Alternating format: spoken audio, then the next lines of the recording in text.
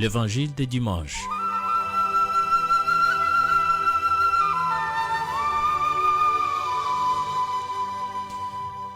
L'Évangile de dimanche, une émission de la radiostation de l'Église orthodoxe, l'étoile étincelante du matin.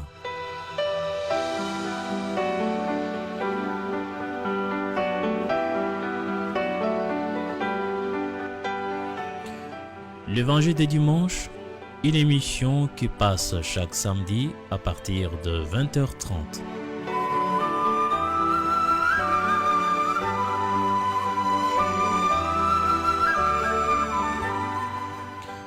L'Évangile de dimanche, une émission dans laquelle on donne une explication sur l'Évangile de dimanche prévu dans le calendrier de l'Église orthodoxe.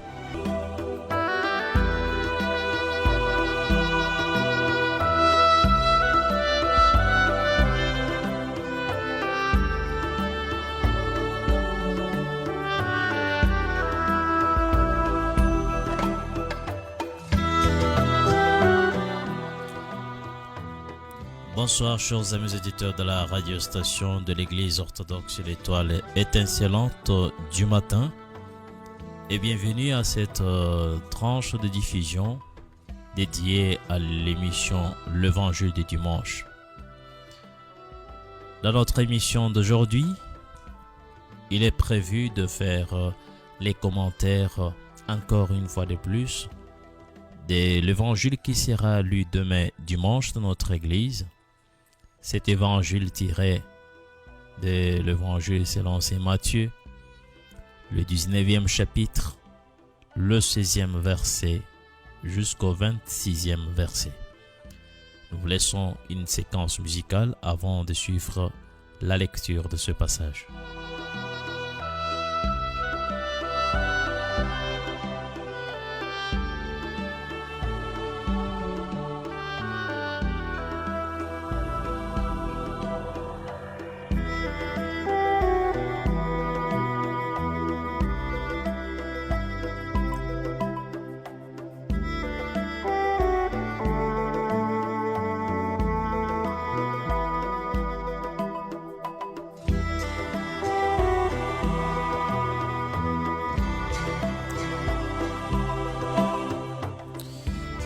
Comme nous l'avons souligné, chers amis auditeurs de la radiostation de l'Église orthodoxe, nous allons pouvoir vous lire le passage tiré dans l'Évangile de Matthieu, le 19e chapitre, le 16e verset jusqu'au 26e verset. C'est l'histoire du jeune homme riche. Nous lisons. Alors, un homme s'approcha et dit à Jésus, « Maître, que dois-je faire de bon pour avoir la vie éternelle ?» Il lui répondit, « Pourquoi m'interroges-tu sur ce qui est bon? Un seul est bon. Si tu veux entrer dans la vie, observe les commandements. » « Lesquels ?» lui dit-il.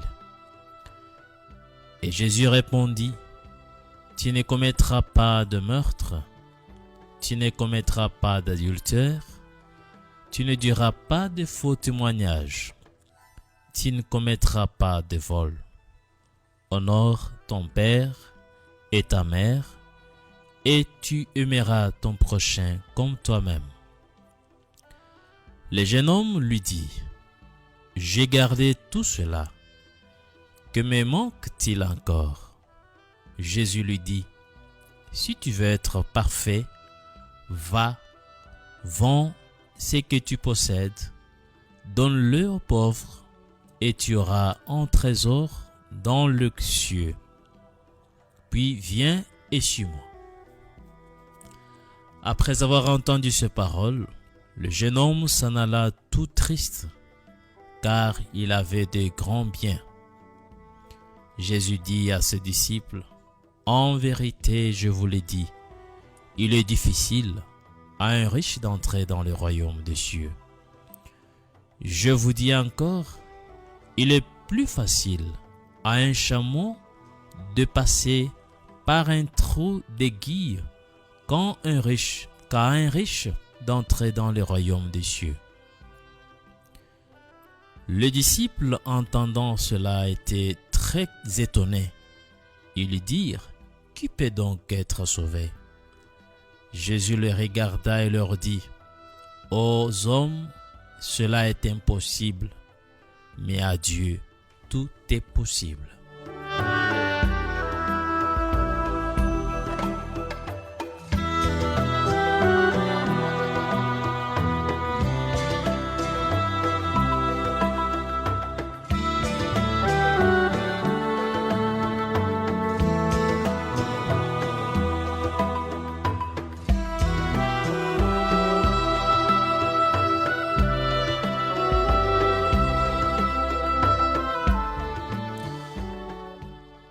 Chers amis auditeurs, chers frères et sœurs en Christ, demain dans notre Église, la Sainte Église orthodoxe, nous allons entendre l'épisode du jeune homme riche comme l'Évangile pendant la divine liturgie. Un jeune homme riche s'approcha de notre Seigneur et Dieu et Sauveur Jésus-Christ en lui demandant: Maître, que dois-je faire de bon pour posséder la vie éternelle? Le Seigneur lui répondit: Si tu veux entrer dans la vie, observe les commandements. Et il lui cita quelques-uns d'entre les 10 commandements de l'Ancien Testament et les commandements sommaires qui se trouvent dans le livre du Lévitique. Tu aimeras ton prochain comme toi-même. Le jeune homme riche connaissait déjà ces commandements et il les observait. Mais il sentait qu'il lui manquait encore quelque chose. Il dit à Jésus: Tout cela, je le gardais. Que me manque-t-il encore? Le Seigneur lui répondit: Si tu veux être parfait, va, vends ce que tu possèdes, donne-le aux pauvres, et tu auras un trésor aux cieux. Puis, viens, suis-moi. Voici la perfection chrétienne, chers amis auditeurs. Aimer Dieu de telle sorte que notre famille, notre patrie, notre métier, et que nous soyons prêts à suivre Dieu en les considérant comme plus désirables que n'importe quelle chose de cette vie. Chers frères et sœurs en Christ, vers la fin du IIIe siècle, après le Christ, il y avait un jeune homme en Égypte qui entendit ce passage de l'Évangile lu dans l'Église. Ce jeune homme égyptien, qui s'appelait Antoine, fut si inspiré et ému par cette parole du Seigneur Jésus-Christ qu'il vendit toutes ses possessions. Il distribua tout son argent aux pauvres et il s'en alla pour vivre tout seul dans le désert d'Égypte, cherchant à vivre seulement avec Dieu pour Dieu. Il demeura renommé et ainsi il attirait des disciples qui venaient devenir moines, eux aussi dans le désert d'Égypte, sous sa direction. Bien qu'il ne fût pas un homme instruit, il acquit une grande sagesse donnée par Dieu, de sorte que même le philosophe venait le consulter. Cet homme, Saint Antoine le Grand, est commémoré par la Sainte Église orthodoxe chaque année le 17 janvier. Bien qu'il y eût d'autres moines avant lui, Saint Antoine est honoré comme le père par excellence du monachisme chrétien parce que le grand mouvement monastique a commencé avec lui.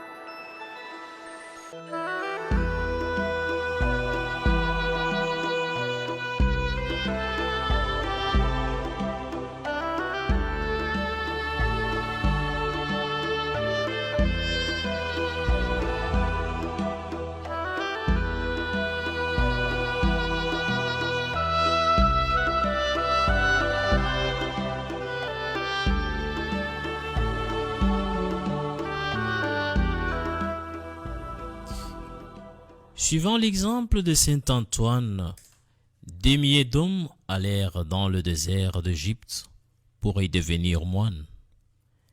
Ils venaient de toutes les parties de l'Empire romain.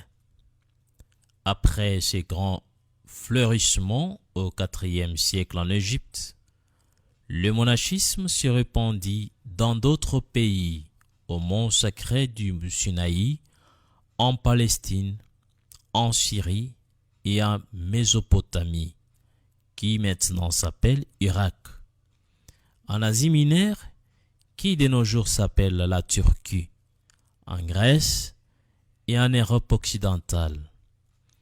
Dans les siècles qui suivirent, le monachisme se répandit dans tous les pays qui acceptèrent la foi chrétienne orthodoxe.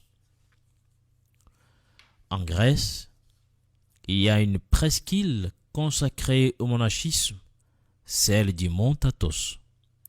En cette presqu'île, qui est considérée comme possession spéciale de la Sainte Vierge Marie, la Mère de Dieu, environ 1500 moines vivent en 20 monastères et dans de petites maisons nombreuses, appelées des cellules ou des cabanes, et l'entrée des femmes dans cette presqu'île est interdite. Le mont Athos est maintenant le centre le plus important du monachisme orthodoxe.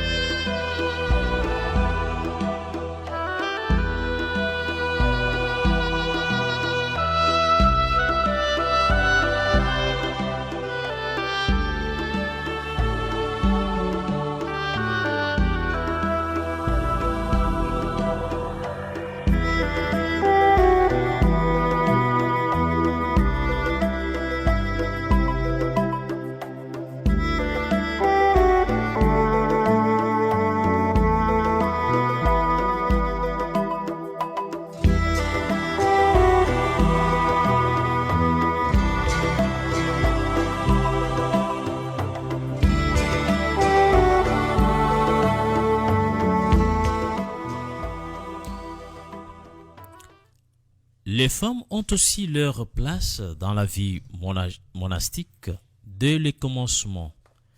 De nos jours, il y a beaucoup de monastères féminins en Grèce, en Serbie et en Roumanie. Qu'est-ce que le monachisme? L'état monastique, disons plutôt, la vie monastique est caractérisée en général par trois choses: la virginité, la non-possession et l'obéissance.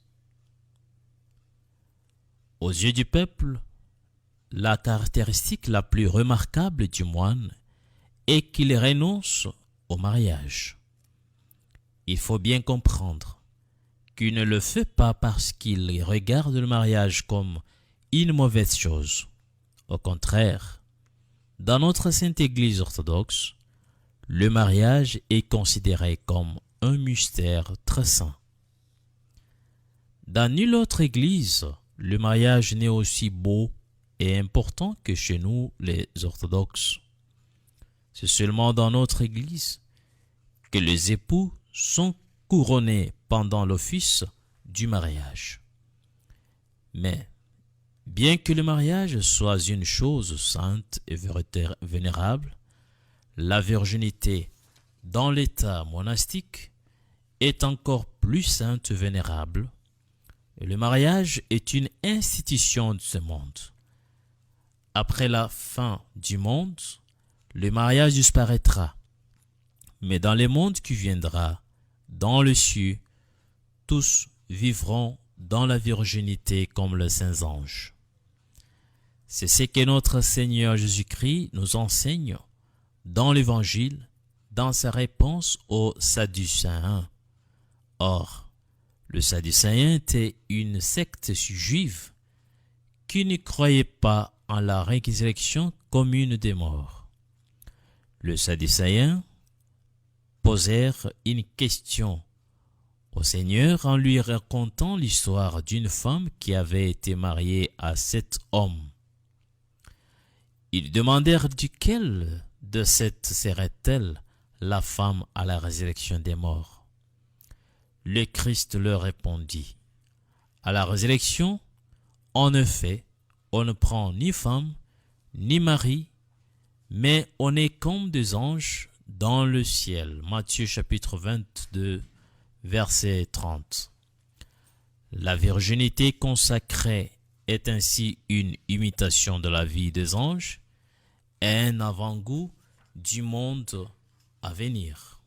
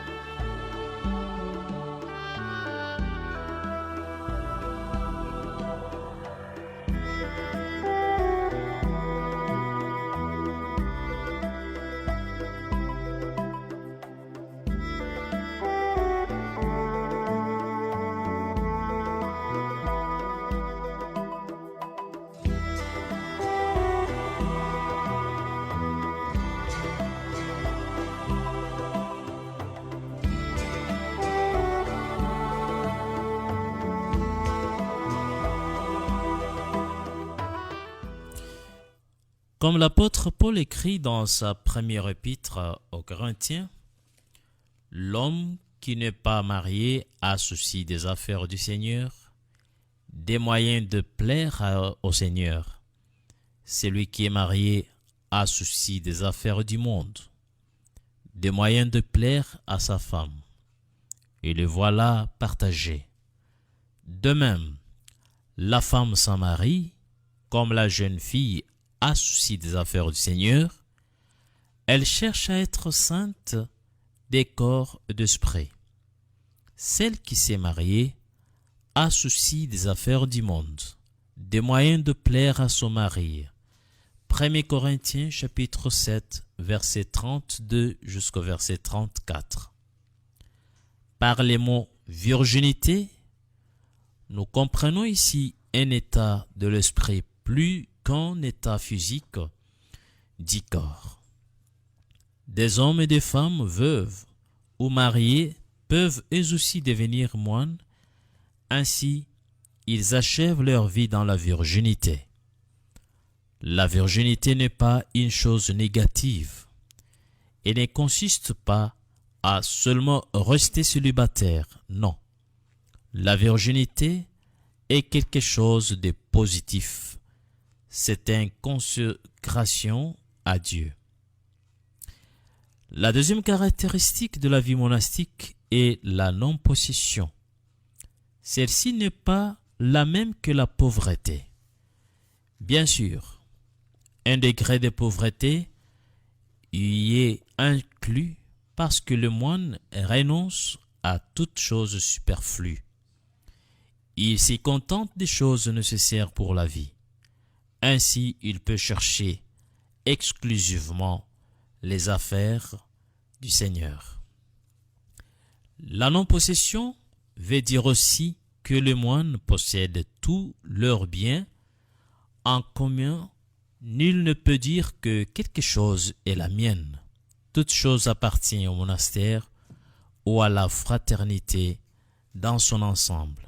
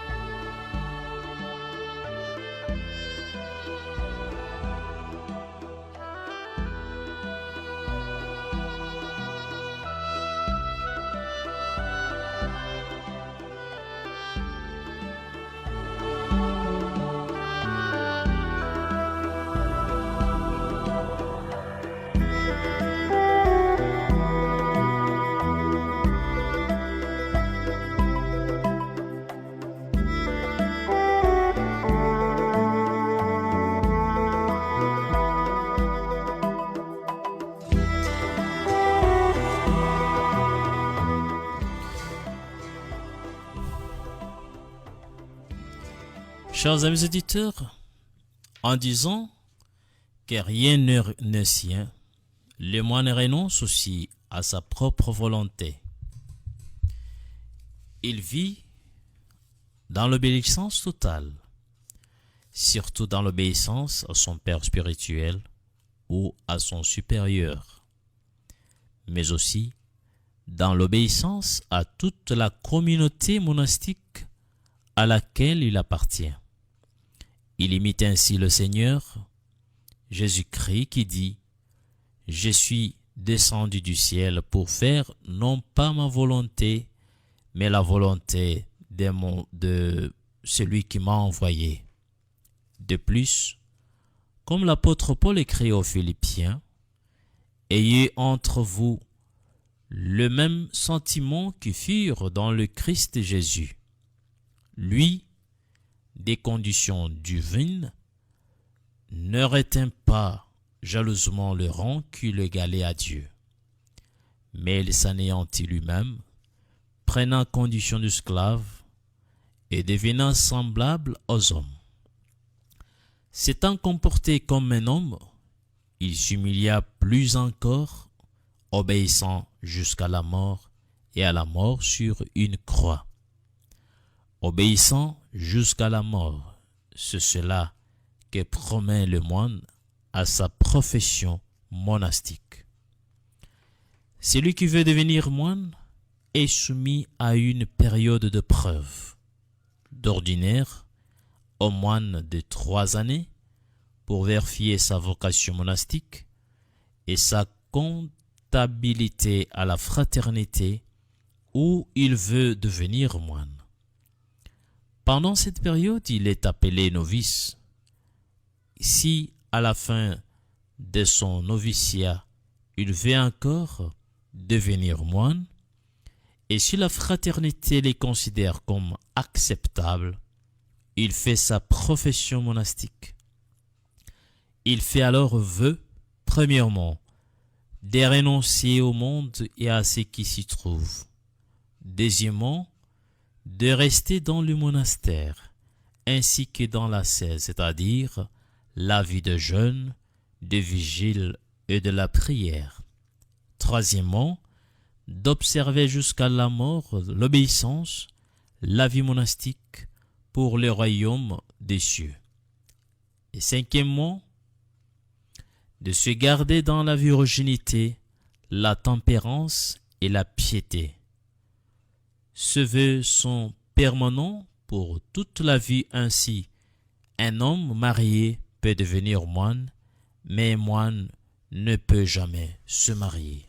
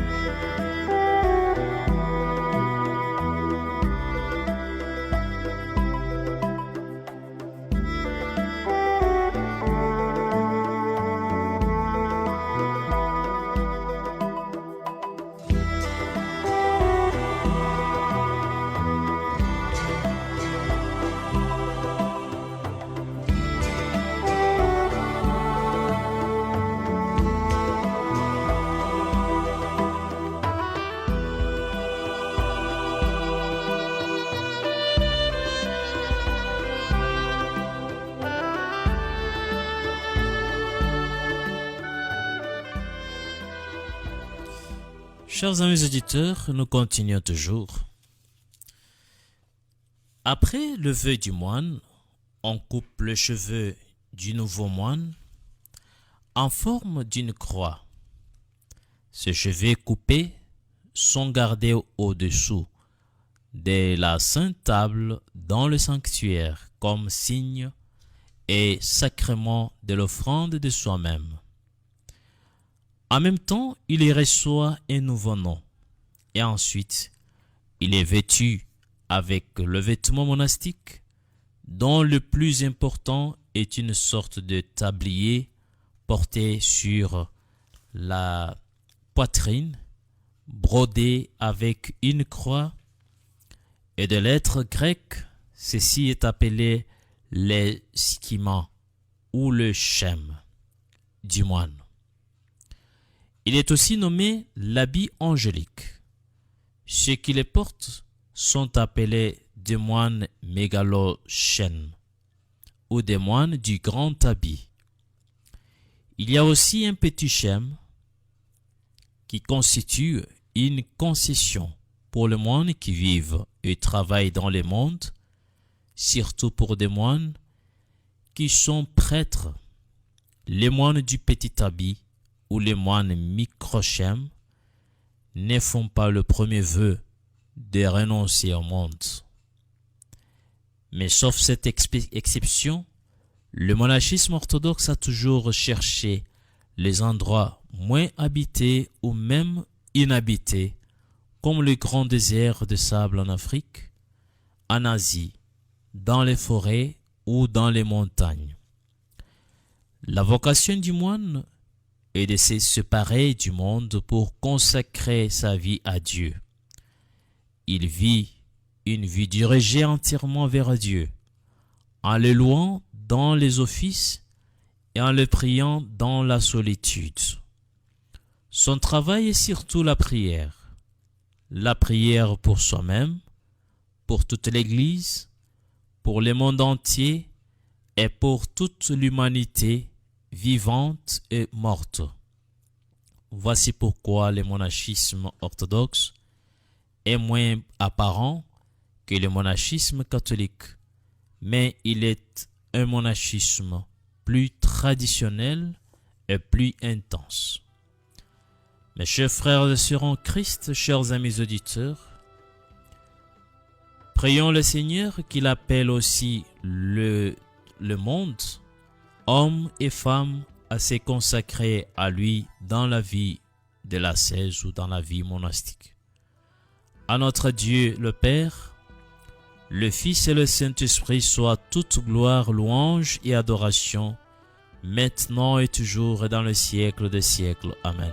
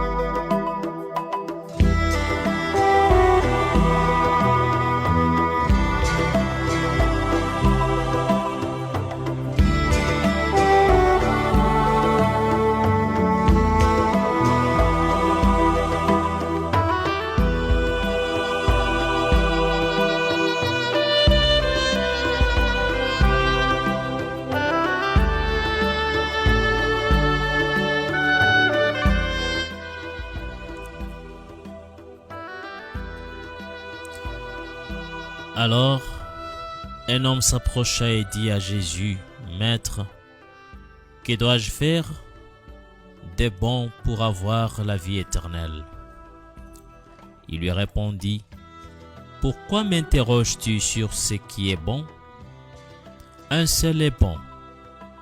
Si tu veux entrer dans la vie, observe les commandements. » « Lesquels?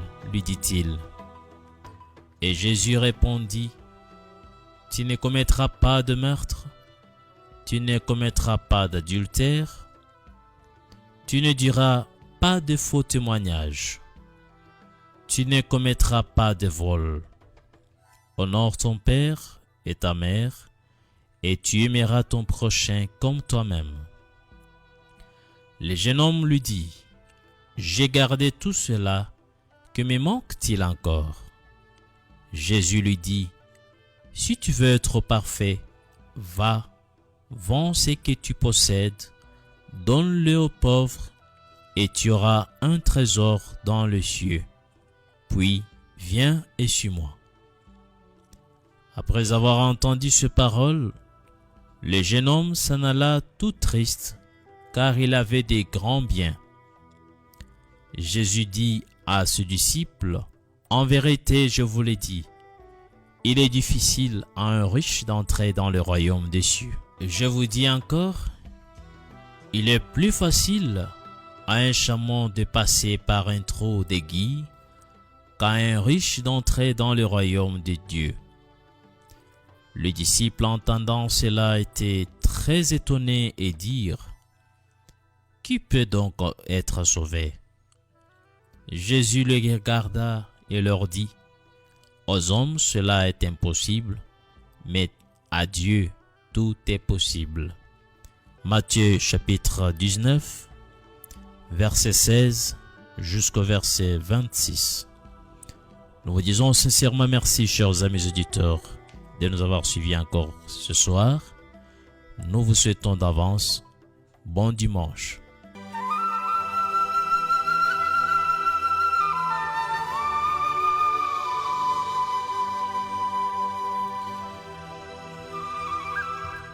Chers auditeurs, vous venez de suivre l'émission L'Évangile des dimanches, une émission de la radiostation de l'Église orthodoxe L'Étoile étincelante du matin.